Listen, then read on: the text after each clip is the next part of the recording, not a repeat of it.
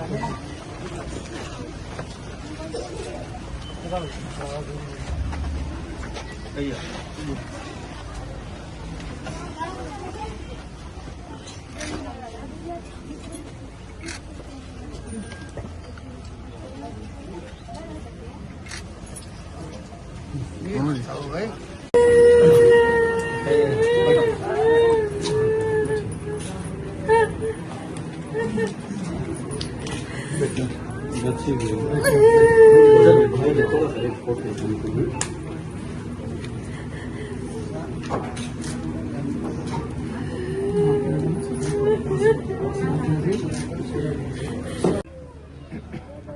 आप अग्निवीर पर कुछ बोलते हैं, ना हमारे सैनिक के भविष्य की चिंता है। हमारे बिहार में 4 सैनिक शहीद हो गए, 2 छपरा में, 1 सिवान में, 1 नवादा में। और मुझे तो कभी कभी आश्चर्य होता है, भाई ये कितने गंदे नेता लोग होते हैं। इसे चुनाव लड़ने तो आता है, इसको जंग लड़ने नहीं आता। सर सवाल ये खड़ा हो रहा है, सियासत कर लेंगे, सत्ता ले लेंगे, कुर्सी ले लेंगे, लेकिन देश नहीं बचा पाएंगे। इसीलिए मेरा सरकार से आग्रह है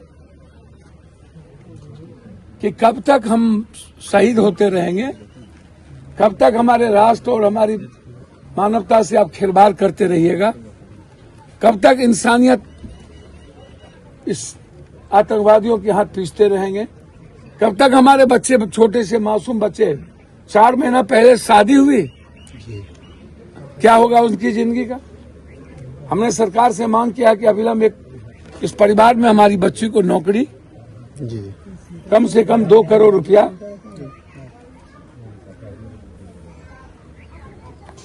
तुरंत सरकार को देना चाहिए। इस सिंदूर ऑपरेशन पहलगाम की घटना के बाद क्या खोया और क्या पाया, ये दुनिया ने देख लिया।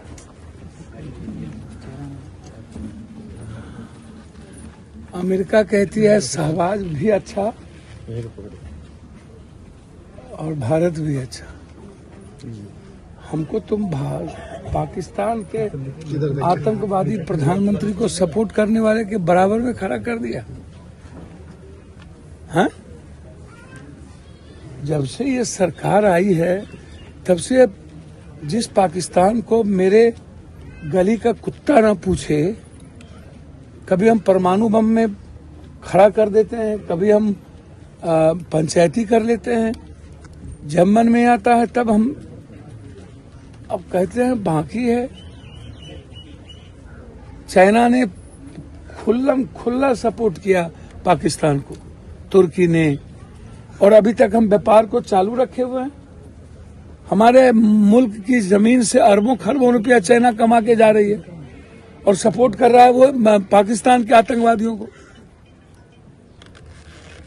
वहां कोई सरकार है,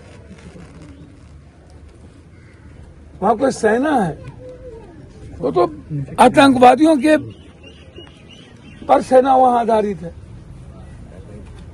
सपोर्टेड सेना है।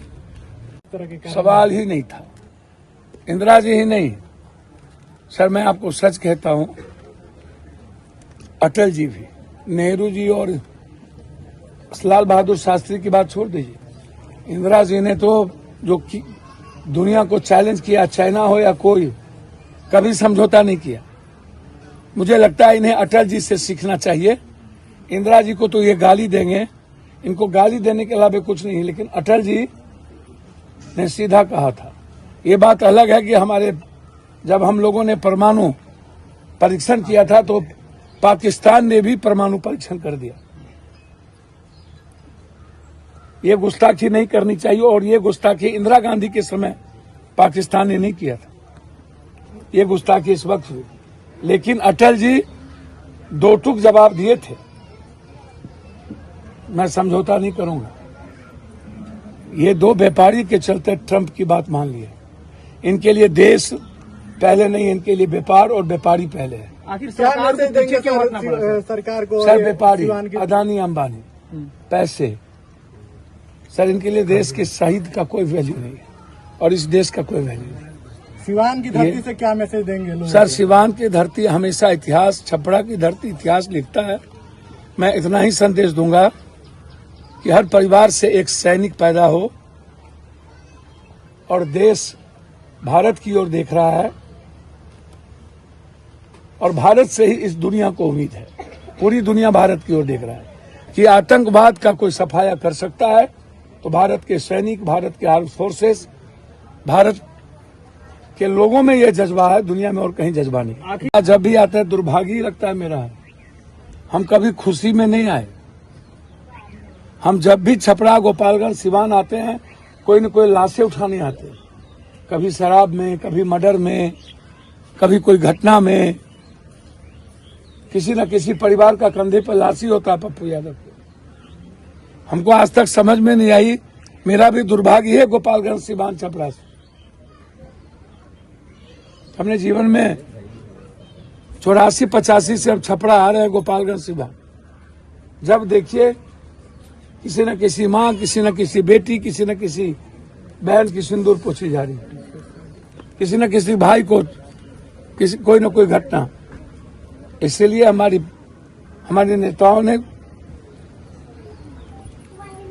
उस बहन के हाथ में कुछ मदद, और मैंने कहा है कि हर कीमत पर उस बेटियों को नौकरी मिलेगी। केंद्र सरकार सैनिक को शहीद के आधार पर न देख के जाति के आधार पर देख रही है। सबसे बड़ा दुर्भाग्य यह है, उत्तर प्रदेश में एक ही व्यक्ति के मुख्यमंत्री के यहां गए, कई शहीद हुए वहां नहीं गए